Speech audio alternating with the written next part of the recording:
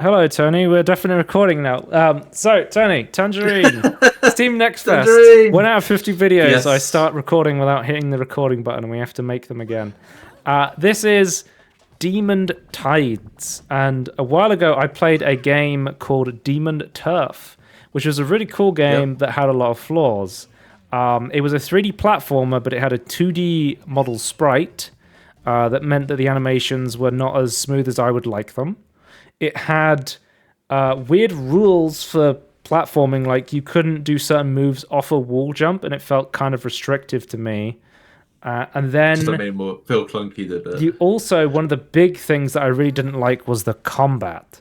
So combat in Demon Turf was physics based, and you would summon like this giant fist, and it would literally slow the game down because there was no other physics stuff in the game. It was just like you summoned a giant blue fist, the FPS would go down to like 20, 30 FPS, and you would try and push an enemy off the cliff or into like a ball. Like it was like you were pushing a football into a goal. It was really awkward, and it did not work. I liked Demon Turf, it looked really but frustrating. it had a lot of flaws. Yeah. They then went on to make a expansion DLC sort of thing called Color Splash, and they were like, look, we just straight up removed the combat because we know everybody hated it. And then now they announced that they were making Demon Tides, and I was like, wait a minute, you're not a 2D sprite anymore, you're a 3D model. And I was looking at the gameplay trailer, and I was like, man, this looks really fucking fun. And then I started playing it, and Tony, they fixed the fucking game. Combat isn't this slow physics-based stuff where you're pushing people. You just charge into people, you just ground pound on them. It's really quick, it doesn't slow down the game. There's a 3D model with good animations. This game feels really fucking good to move around in. The wall jumping works properly, like comboing moves together and moving around in this game. I know this term gets thrown around a lot. It's Smovement. This game feels really fucking good to move around in. And the way because I think another one of the strengths of the original game was it had a great OST. Another great OST in this one. I believe it was like the first game. There was like, what's his name? Fat Bard or something like that was the name of like. Fat Bard. Yeah, and it was very much like this retro thing. Is like get forking now, and then you'd go into like a pig area, and it's like get porking now. Like they would change up the soundtrack based on like the areas you were in. It was like really playful right. what they were doing with it. Yeah. It was like this very like creative soundtrack, and there isn't like too many songs in the demo, but like from what I was hearing, I was like, yeah, it sounds like pretty decent as well. The big thing, like why I love Demon Tides, is one of my I was playing this game and I was moving around, and I was like, man, the movement in this game, the way you combo moves together and move around, I was immediately like, I want to play Super Mario Odyssey again. And when I'm playing a game and it's like making me feel like Super Mario Odyssey level movement, I'm like, okay, this game's doing something very special. But not only that, one of my favorite Mario games is the expansion that they released on the Switch for Super Mario 3D World, the Wii U game, and they made Bowser's Fury. And Bowser's Fury is really fucking awesome because it's like a open world platforming game where you're just exploring little islands and doing like little platforming around them, but it's completely freeform, and you move between them on like Lassie, this dinosaur thing that you summon, and it's really, really fun. But it's really short as well. What Demon Tides is doing is almost doing exactly that thing where you are you're able to you go on the ship and you can get like so you're collecting things in the world, Tony, and then you can use them to buy cosmetics, but you can also buy like these accessory gear things, which they also had in the first game. But what these essentially let you do is not only can you customize your character, but you can also change up your playstyle. So like one of them lets you just straight up summon a glider if you want to. Or you can make it so you can like triple jump or something like that, right? Like you can completely change your moveset in this game. This game gives you so much like, you know what this game is? This game is freedom. It's like freedom of expression through like the way you move around, what you want to do, when you want to do it. It is like an open world platformer done right. I feel like there isn't many open world platformers. Like we're very much. No, I was like, thinking that's why I love. They're level based. That's why I love like Bowser's Fury. It's like go ham, just go explore and just like what was that fishing game that I was playing that was like an open world platformer? I can't remember what it was called. That I played for Steam Next Fest. I don't remember. Let me look it up. The Big Catch. You're turning into a fish. Yeah, so you're demoned in that was like this big open like sand dunes, and you could just go wherever you wanted and just explore and platforming. That was really fun.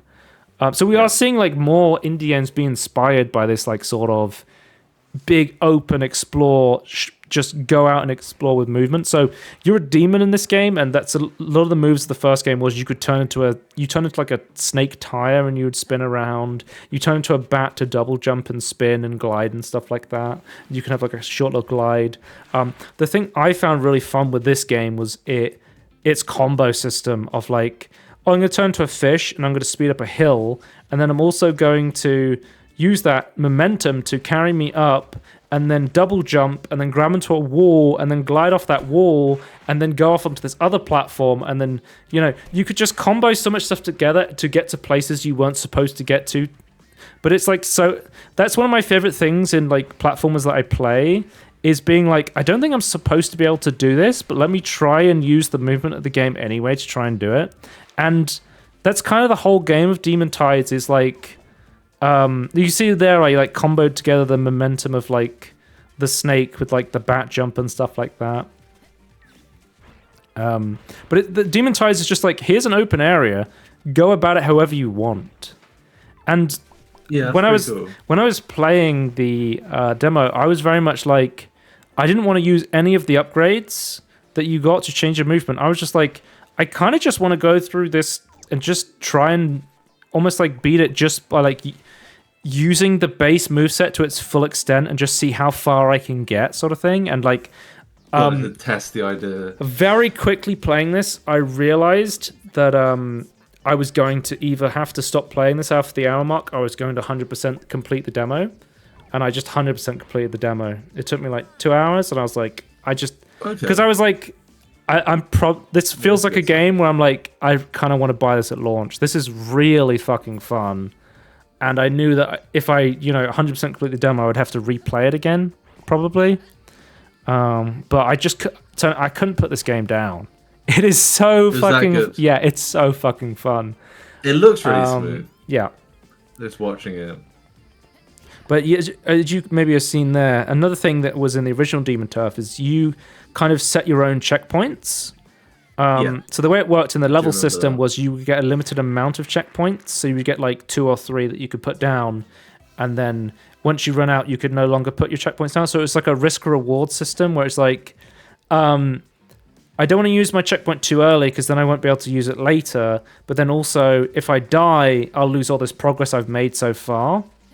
Yeah. And the way they do this in the open world is they have this system of the checkpoint is basically you normally spawn at the boat. So what I was doing was being like, I think it's going to be tough to get back up here. Let me put the checkpoint down, and then you kind of just move it around as you naturally move around the open world, which is really cool. And then there's also checkpoints and open world platform. And then it has like the the Dark Souls system where you can like kick down a ladder. In this game, when you get up to like the top of a large mountain, you can like kick down like a rope so you can climb back up once you've conquered it, sort of thing, which is really cool to see. I do really appreciate that. That's more games need that. But yeah, I don't know too much about like the story or whatever. I was just like happy just to explore, just running around. Like with Demon Turf, you were like trying to reclaim your turf because like you were trying to become the king of hell or something. I don't even really remember what was going on when I played the whole game. For me, this game is just like, it's freedom. It's like the freedom of expression, the freedom of movement. It's about like skill expression. If you're a movement sicko like me and you just love games where you can move around really good, this is a smooth movement game. It is really fucking fun, and it is so like open, and yeah, play however you want. Like, you know, like how fast you're going like in the water. Like they could give you like a teleport system, but it's like no, it's gonna go really fast. Yeah, like in Bowser's Fury, they're like you have to like summon like this Lapras like dinosaur thing. And this, they're just like, nah, just turn into a fucking snake and just go ham. Yeah. So you're always in control, I guess. Yeah. So when you're playing like the demo, I don't know how long or how big this is going to be, but when you're playing the demo, there was like this big ring that was like not in demo sort of thing. So there was like way more to explore, but you couldn't for the demo. I think the idea was you're trying to fix up your ship was like the story, and there was like a race. Your shipwreck. It said there was like a race thing you could enter, so you could like race boats or something, but I couldn't figure out how to start it. But there was like these challenge areas I did where so if you're like, oh, I'm more like a level guy and I want like structured challenges, there's these like extra hard challenges. So you can spend the currency you find, you give it to this guy, and it'll take you to like this other world area where there's these hard platforming challenges where you can't put down checkpoints, so you basically have to like one shot complete them sort of thing. Right. So there is like challenging stuff in there as well if you want that sort of stuff. So this game kind of has everything in terms of like gameplay. Cool. Yeah. I'm glad it went from like a promising idea to actually just well executed. That's pretty cool. Improvement. But yeah, after playing this, I think it's definitely one of my favorite demos of the Next Fest. I was like, okay, I'm putting this on my wish list, and I'm like considering purchasing it on day one. This game is really fun. Yeah. Let's talk about the next game. This is another really interesting. I've been following the development of Haste on Twitter for like fucking years now. It is made by William Nilhelm, who is one of the I think it's one of the devs over at Landfall. And one of my favorite platformers of all time is Cluster Truck. And Cluster Truck is a game that is all about like platforming on moving trucks, and it is so fucking fun. And I feel like this is a game that is just about going fast. And because I've seen it in various development stages and like keeping momentum and like Haste is very much like you want to take off at a good time and land at a certain time, and it's just this game is just all about maintaining momentum. And I feel like you could definitely like there's a bit of a learning curve to it initially, but once you get it, oh man, it's really fucking fun. So the way it works is as you get momentum, this builds up your boost bar, and then you basically pull out like a hoverboard, and you can use that to like boost to go faster. So you're constantly trying to, as you can see, when you're in the air, you can like push yourself down to land earlier, so you get like a better landing, and the better landing you get, the more momentum you keep, and the more like boost bar you get. And then that's pretty cool. The actual like gameplay stuff they went for with the demo was it's set up like a roguelite. So I wasn't sure that that's the direction they were going to go in. As you can see here, like you have the energy bar now, so good landing gives you more energy. After I completed the like roguelike demo thing, they put you in this like practice area, and I was like, I've finished the demo, but I was just running around it, like perfecting the movement for like an hour. Just like I just kept running. It just felt so good to just run around and move in it. It was very fun. Yeah. It does look really cool. That like I guess you're not slamming the ground, but so landing early on the ground. But yeah, essentially, that's fine to try and pull it's off. this is almost set up like one of my favorite roguelite movement games, Descenders, where you just have this map and you have like a health bar, and then when you you fall off or get injured, you lose that health, and then the choices you make as you go along is you can like heal and try and get your health back, and there's challenges you can do to get more. For this challenge, I had to like paint the area by like running over it, so I just had to like try and use my movement to play like Splatoon, which was kind of interesting. Is your area bigger the faster you go? I don't know, but you're in a time limit, so you're definitely wanting to go fast. I'm not Yeah, 100% yeah. sure. This wasn't my favorite challenge. I felt like the ones that you just like try and run to the end is interesting. And there was like, because there was a map, so you could choose between like, oh, okay, I'm going to choose this one, a harder map, but I'll get a better reward or it'll heal me or something like that. Oh yeah, yeah, yeah. Because there was like items, so there was like items you could get where it'd be like, every time you do a perfect landing, you get extra energy and stuff like that, which was pretty cool. And the way you would, because there was a shop where you could purchase upgrades. So as you were playing through the normal levels, there'd be these little like star bits that you could pick up and use to spend at the shops. I'm not sure the roguelite thing is my favorite thing. You know, like with Descenders, I'm like, yeah, the roguelite thing's cool, but I just want to run around the maps with Yeah. unlimited time. Yeah. I'm hoping there's a non-roguelike mode, like Yeah. where you can just run around the maps, because that's sort of my favorite thing to do. I feel like the roguelike thing is more like there's like once you completed the main part of the game, it's like, oh, it's an excuse or a reason to play it again, sort of thing, or play Right. it another time. That's how I feel about it, unless it's really well integrated, I suppose, or has something else going for it. Challenge 1. So you get these sparks. But here's like the shop that you can go to. I've no idea what's going on in the story. Something about a world collapsing. I don't. With these two games, I'm just like, I don't really care about like what is happening in the story, sort of thing. I'm more just like, this is a. You're here for movement. I'm here for. I literally just said that I'm. We were just talking about Avowed, and I was just like, man, I'm usually into games that are more about the story these days, but these two games have much like, I don't care about the story. I'm here for like just the raw gameplay. Oh, there's depends on the gameplay in the game. Sure. There's close calls in this game, which I love. That is so like retro. Did you ever play like Burnout or Need for Speed or anything like that, where in like Burnout you would almost hit like a lamppost or a car and it'd be like close call and you got like points for that?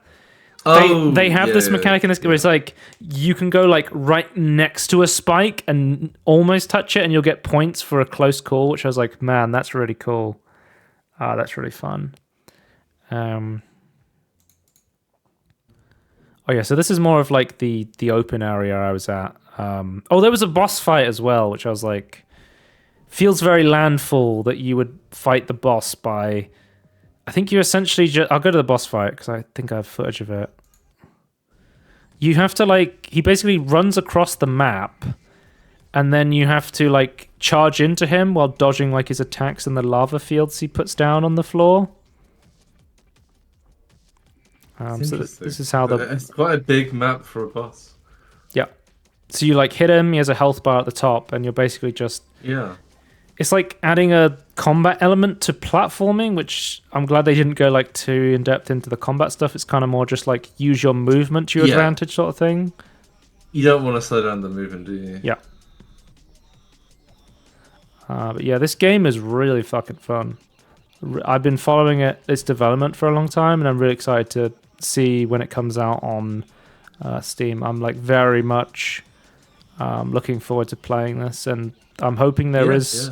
Like, I like the roguelike stuff, but I'm hoping there is more just like if I go over here, campaign. like this is just the test area at the end, and I was just like, yeah, I just want to run around and just use the fucking movement mechanics. It's really fucking fun. Mm-hmm. Let's move on to Kero Quest 64. This is a indie throwback platform. I was streaming this on my friend who was like, are you playing a Nintendo 64 game right now? And I was like, yeah, kinda. Like, there is. I feel like these days we have so many of these like throwback Nintendo 64 games. There's so many of them on Steam, and I haven't really played too many of them. I've only really played like small amounts of Super Mario 64.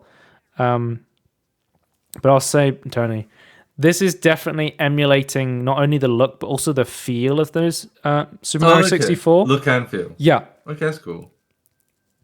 So, for example, I just realized I didn't read any of my notes for Cluster Truck 2, but I think I got everything. Yeah. Cluster Truck 2. Cluster Truck. Oh, sorry, Haste. So it is a Mario 64 style platformer, but that means it is. You will sort of either love it or hate it, sort of thing. Like if you like Super Mario 64, there is a lot of like precision to some of the movements, but it is like the way Super Mario 64 moves is very much like it's very floaty, it's very slidey. Like in like more modern platformers, when you stop, your character's like stop. Celeste. You can like turn on a whim. You want to go right, it will immediately cancel your left animation and you'll turn around. In like Super Mario or 64, like Kero Quest 64, you want to stop, your character go kind of slide across the screen and then like eventually turn around. Like it makes you constantly feel like you're on ice sort of thing. Like but there is like a cool like nostalgia to it. Like you grab onto something and your character like slowly pulls himself up to it. He like slowly moves through water. I was like, oh, there's a triple jump in this game. There has to be a BLJ, right? A backwards long jump. And of course, there's a backwards long jump in this game. Like, if you've played Super Mario 64, I feel like you can immediately pick up Kero Quest 64 and be like, I know how to play this sort of thing. Which is, positive and negatives. I think overall, like, I appreciate the charm, but Super Mario 64 is not my favorite type of platformer. Like, I think it's cool to go back and experience like the old platforming styles, and there is like a cool nostalgia to it. It's not really like a platformer, but I remember like enjoying parts of like this was like ages and ages ago, like 64. But being frustrated by a lot of it, I kind of wish there's like a modern take on it, just like the vibe of it, but with modern. I mean, I'm not saying people have recompiled Super Mario 64 into a PC port and added Super Mario Odyssey style movement to the game, but they may have recompiled Super Mario 64 onto the PC and added Super Mario Odyssey style movement to the game, and it looks pretty fucking fun. But so another one. I think with these throwback games, you're kind of like not only trying to capture the look of the old games, but also the feel of them. And this definitely feels like I'm playing Super Mario 64, which I think was fun, but I feel like if the novelty ever wears off, you're kind of just like, okay, I'd rather play something that feels a bit more contemporary, like feels a bit better to play now, sort of thing. Like, if Super Mario 64 is what you fucking love and it's the only thing you love, like, this is definitely the game for you. And it was like, it sort of has this big open level area where you can, like, I played it for like 50 minutes. Like, I did play a lot of it. But it was like, you kind of just go around and collect things. It's sort of like a collectathon, light on the combat. I thought it was okay. Even with like the fucking level transitions are like Super Mario 64. Yeah. But yeah, it's definitely not something I would snuff at. Definitely very fun, but not necessarily my cup of tea. Even though I did have some fun with it, with like the nostalgic, floaty, icy movement. Yeah. Let's talk about Ruffy and the Riverside. There's no settings for this demo. I really wrote that down, which is kind of annoying, but whatever. Sometimes, that stuff happens all the time with demos, then unfinished versions of the game. This is another game turning a 3D world with a 2D character. Right. So 2D on 3D is maybe okay. I thought it was okay in this game. Again, it's not my... I like the aesthetic and I think it looks cool, but it's not always the best feeling to play. The really interesting thing about this game was the swapping mechanic. So you would basically, you had the ability to take any material out to another material. So you saw there I took vines and then added them to a waterfall. And then I was able to... I love the soundtrack to this, by the way. It's good. I think it's just like mostly just one song, but after the demo came out, they released it on YouTube, and I've been listening to it like most days. It's like a great like throwback song. Yeah. Yeah, sure. But yeah, anyway, so you could like add vines to the waterfall, and then you could climb the waterfall, and there'd be like a lot of puzzles like that. So they'd be like, oh, you need to move these crates. So for example, on one of them, so maybe it's better if I show, not tell. I had like these boxes. So then I turned these boxes into wood, I think. And then I was like, I need to make them different heights. What if I then turned the water into lava and then just burned a certain amount of boxes to make a set of stairs?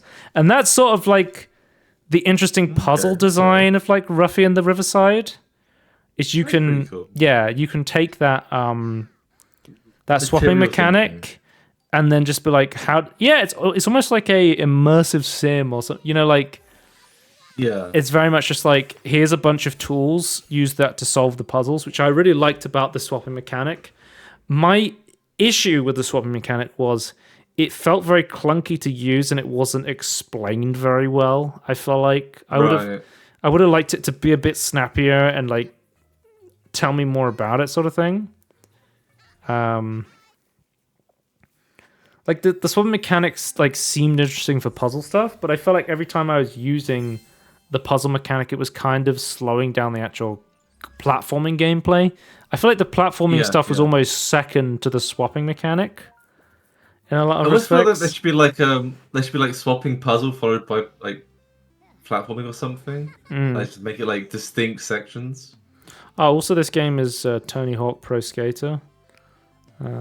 What? Yeah, you'll see in a second. You have to like gain momentum and do tricks in the air. Oh, okay. This was just like one of the activities you could do. I thought platforming was okay, and it was a little floaty, and ladders could be tricky if you didn't come like right at them. Like it was kind of hard to use ladders in this game, which was kind of annoying. It's like auto trigger ladder.